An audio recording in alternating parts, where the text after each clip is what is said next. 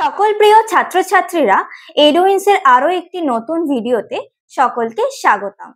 আজকে আমরা আলোচনা করব দশম শ্রেণীর বাংলা পদ্য অস্ত্রের বিরুদ্ধে গান, যিনি রচনা করেছেন কবি জয় গোস্বামী। আমরা আজকে আলোচনা করব আধুনিক কবি জয় গোস্বামীর লেখা অস্ত্রের বিরুদ্ধে গান কবিতাটি, যেটি নেওয়া হয়েছে পাতার পোষা কাব্যগ্রন্থ থেকে। পাতার পোষা কাব্যগ্রন্থটি রচনা হয়েছিল 1997 সালে।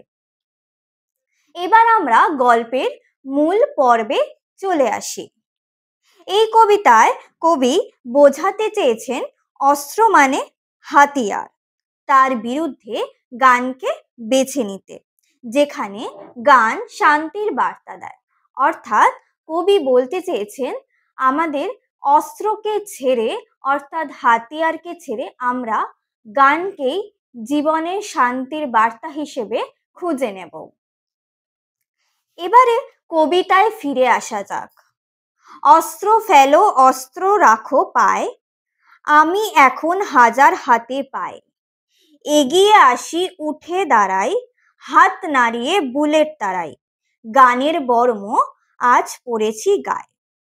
কবিতার এই প্রথম স্তবকে কবি বলেছেন অস্ত্রকে পায়ের নিচে রাখতে, অর্থাৎ অস্ত্রকে ফেলে দিতে, বিসর্জন দিয়ে দিতে। আমরা এখন হাজার হাতে পাই, মানে আমরা এখন সকলে একসাথে ঐক্যবদ্ধ হয়ে থাকবো অস্ত্রকে বাদ দিয়ে। এগিয়ে আসি উঠে দাঁড়াই, হাত নাড়িয়ে বুলেট তাড়াই, গানের বর্ম আজ পড়েছি গায়ে।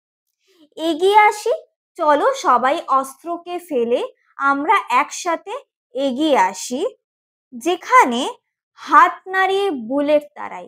বুলেট তাড়ানোর মতন যেখানে একটি বর্ম পরা হয়, লোহার বর্ম, যেটা সৈনিকরা পরে যুদ্ধের সময়, সেই লোহার বর্ম বুলেট প্রুফ যেটাকে বলা হয়, সেই লোহার বর্মকে সরিয়ে দিয়ে শরীর থেকে, যেটা আমরা গানের মাধ্যমে সেই শান্তির বার্তাকে নিয়ে আসতে পারি, গানকে আমরা শরীরে মেখে নিতে পারি।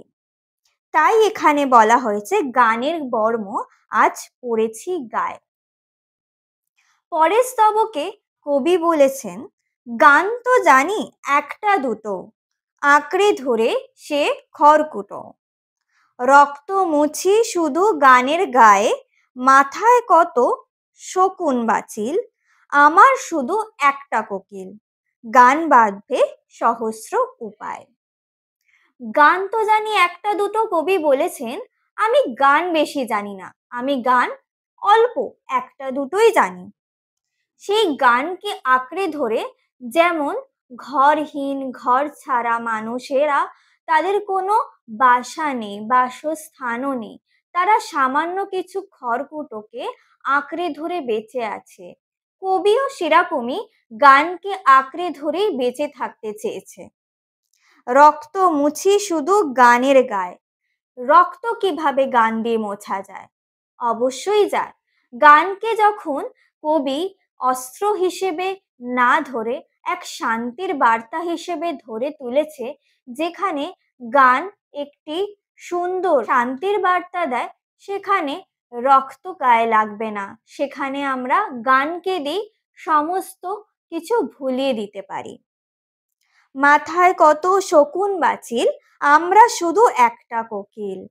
মাথায় আমাদের শকুন বা চিলের মতন অনেক হিংস্র বা মাংসাশী প্রাণীরা মাথার ওপর যেমন ঘুরে বেড়ায়, এই পৃথিবীতে এমন কিছু মানুষ আছে যারা আমাদের সামনে এবং চারিপাশে শুধু হিংসাত্মক মনোভাব নিয়ে তারা আমাদের সামনে ঘুরে বেড়ায়।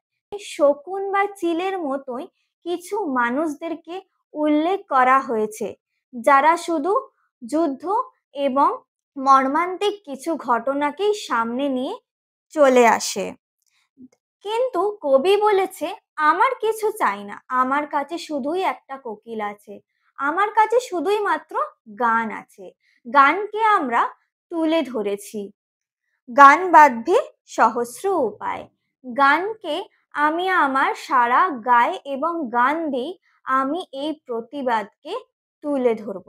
গল্পের শেষ স্তবকে এসে আমরা দেখব, অস্ত্র রাখো অস্ত্র ফেলো পায়, বর্ম খুলে দেখো আদুর গায়ে। অস্ত্র ফেলে দাও, অস্ত্র রাখো পায়, অস্ত্রকে একেবারেই ত্যাগ করো, বিসর্জন দাও। বর্ম খুলে দেখো আদুর গায়ে। যে লোহার বর্ম পরে সৈনিকরা যুদ্ধে যায়, সেই বর্মটাকে তোমরা খুলে ফেলো। যেখানে গুলির আঘাত লাগলে তোমাদের গায়ে কিছু হয় না, সেই বুলেট প্রুফ জ্যাকেট লোহার বর্মকে খুলে দিয়ে তোমরা আদুর গায়ে অর্থাৎ খোলা শরীরে চলে আসো। গান দাঁড়ালো ঋষি বালক, মাথায় গোজা ময়ূর পালক।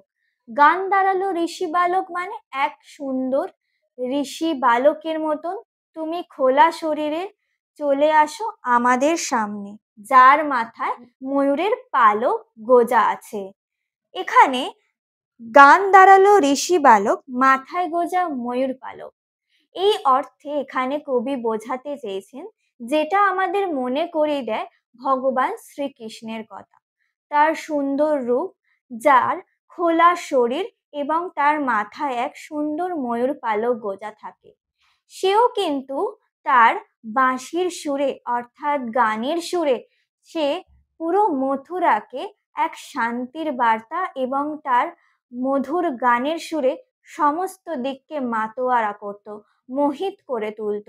সেই বালককে এখানে কবি মনে করিয়ে দিয়েছে। তোমায় নিয়ে বেড়াবে গান, নদীতে দেশ গায়, অস্ত্র ফেলো অস্ত্র রাখো গানের দুটি পায়। তোমায় নিয়ে আমি বেড়াবো, এই গান নিয়ে আমি তোমাদেরকে বেড়াতে নিয়ে যাব। কোথায়? এক সুন্দর গ্রামে, যেখানে কোনো অশান্তির বার্তা নেই, শুধুই আছে গান। সে এক নদীর ওপর এক গ্রামের কাছে তোমাকে নিয়ে আমি বেড়াতে যাব। অস্ত্র ফেলো অস্ত্র রাখো গানের দুটি পায়। অস্ত্রকে ফেলে দিয়ে, অস্ত্রকে পায়ের নিচে দিয়ে ত্যাগ করে গানে গানে সবাই মিলে আসো, আমরা এগিয়ে চলি। জয় গোস্বামী তাই শান্তি শৃঙ্খলার মাধ্যমে গানকে মূল আধার হিসেবে তুলে ধরেছে, যেখানে কবি এক সুন্দর পৃথিবীর স্বপ্ন দেখে। এই কবিতার মাধ্যমে আমরা এটি বর্ণনা করেছি। আজকের ভিডিওটি এই পর্যন্তই। তোমাদের ভিডিওটি কেমন লাগলো অবশ্যই জানাবে। তোমাদের যদি কোনো প্রশ্ন থাকে তোমরা অবশ্যই কমেন্টের মাধ্যমে জানাবে। আমরা এর পরবর্তী ভিডিওতে এর আলোচনা নিয়ে আসব।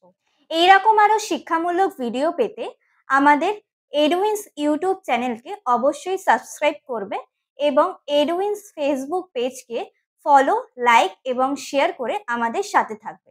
ধন্যবাদ।